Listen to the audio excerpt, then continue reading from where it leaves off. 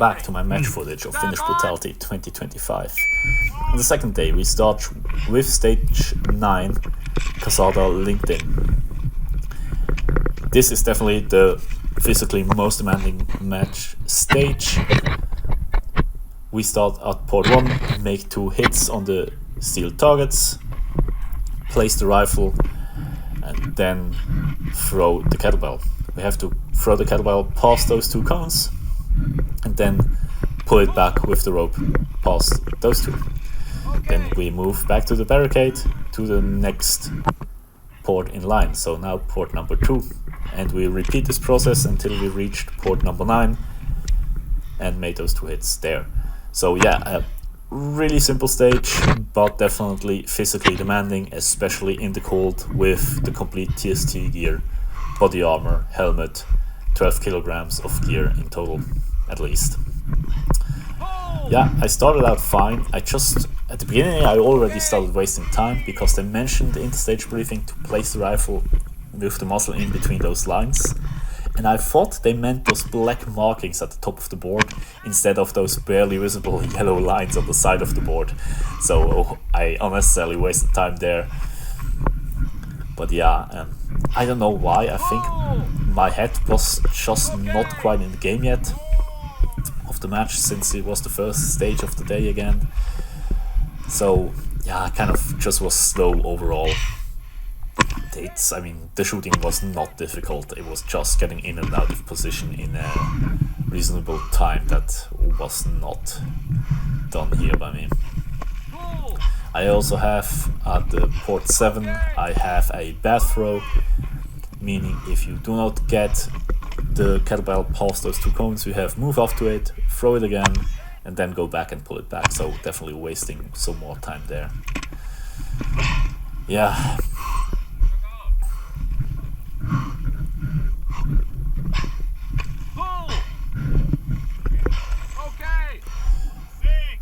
Yeah, again, my go-to rifle definitely made for the mountains and the hills, not for stuff like this, even though now that I can move further back, it's actually somewhat feasible, or more feasible.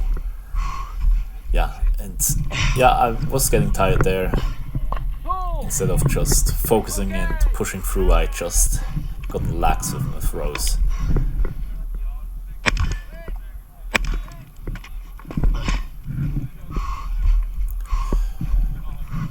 Yeah, and here it is. Instead of just one proper throw, wasting time there, moving back.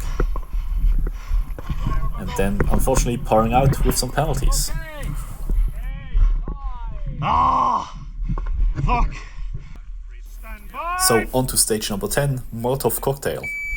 We start on the back of the Sisu armored vehicle, move down, and then we crawl through that little trench.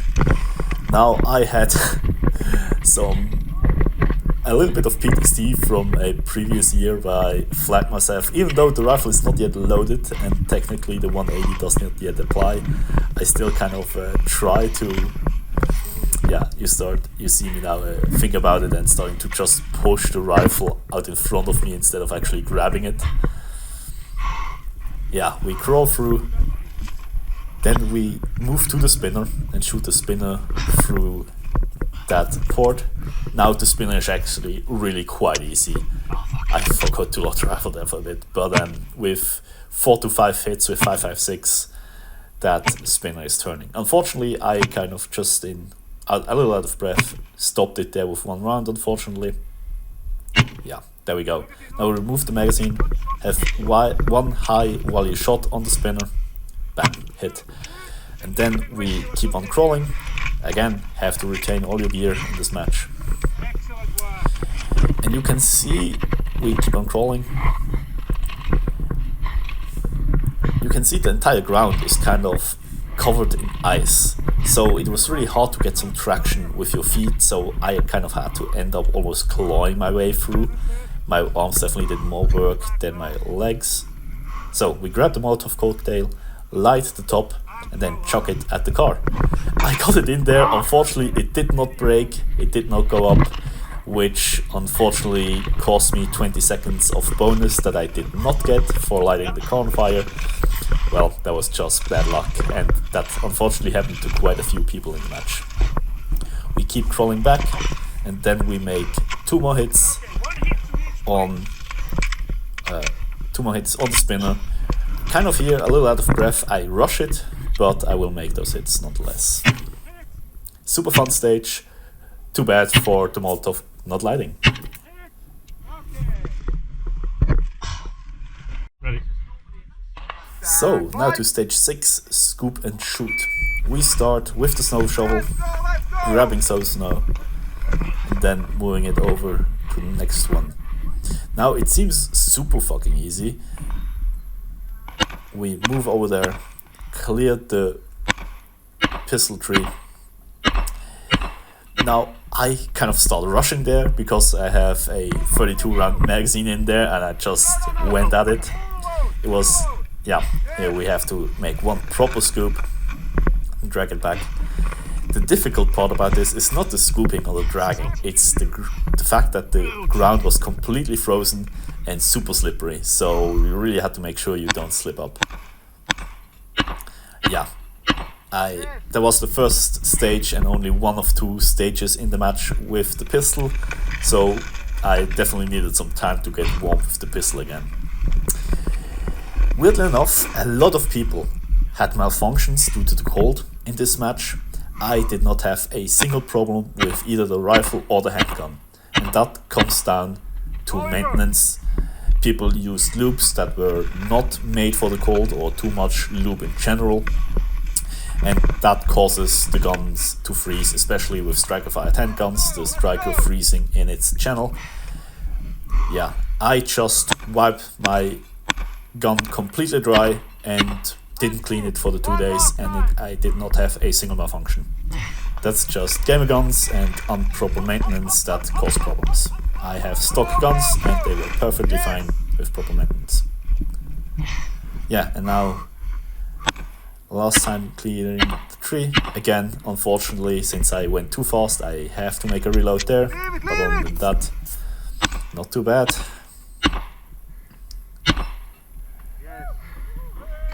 That's the result. And now, my favorite stage of the entire match, stage 7, Ahkio action. We start again on the skis, this time with the rifle unloaded and both poles. We also have a sled behind us with a couple of kilos of weight. I'm not sure how much, I think it's like roughly 25 kilograms or something like that, or 30 kilograms. We load the rifle, and we have 3 bays with several targets. On the first bay we have 2 targets, a large plate and a small plate. We hit each plate twice, no double taps. And when we have those hits, we remove the magazine and make a high value shot on the small plate.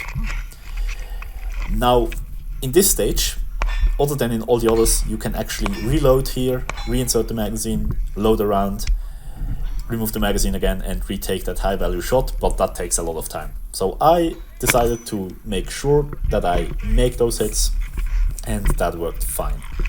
Again, with now the rifle unloaded, the 180 does not apply and we can safely ski with both poles, having the rifle slung. Yeah, that was a super fun stage. I think this was a fun stage, a good mix of both the skiing, which was now actually fun with both poles, and with the high amount of high value shots, also kind of a fun shooting challenge. Again, on the 2 other bays we have 3 steel plates in total, 2 large ones and a small one, but the principle is the same. We make 2 hits each without double taps, and then a high value shot. Now what I did, what many others did not, was I was actually actively using the poles. I need to keep them with me anyways, and I have them strapped to my wrists, so I will just use the support hand pole as a monopod, and that worked really well. Some people actually went to the kneeling position, Again, with my mountain boots, I cannot do that. They are too stiff. I cannot move the heel on my right foot high enough to actually get a proper kneeling position. So that's what I did. Same thing here in the last bay, 6 hits, and then a high value shot.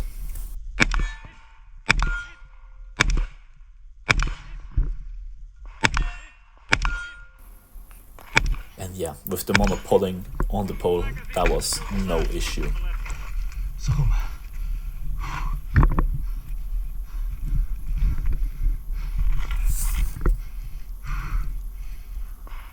Yeah, and that's the result of the stage. Finished. So clear. Yes, sir. Stand by. And now for the last stage of the match, stage 8, what makes the green grass grow. Again, this is a pistol stage. We start with 2 steel plates, make 2 hits each, and then grab one of the dummy rifles that we have slung and bayonet these 3 targets. Now those 3 you have to push to the back pole to actually make it count. Again, making those hits. The left plate is behind 2 no-shoots, so making sure you don't have to hit these.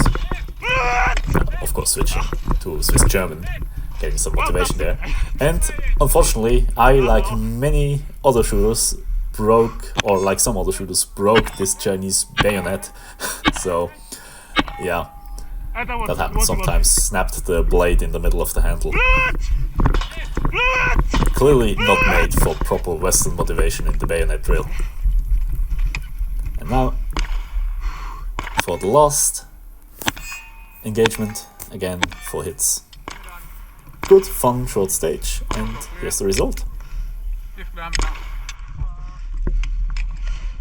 So these are my match results. You can see 50th in Armored TST, so just above 50%, and 73rd overall. Well, that was a really fun match. I had a really great time. It was a really fun experience. Unfortunately, a little less snow than I hoped for, but at least it was nice and cold.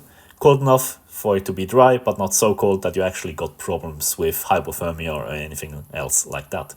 Thank you very much for Varusteleka and the entire match crew, all the ROs, for running such a great match. Thank you very much for watching this year's footage.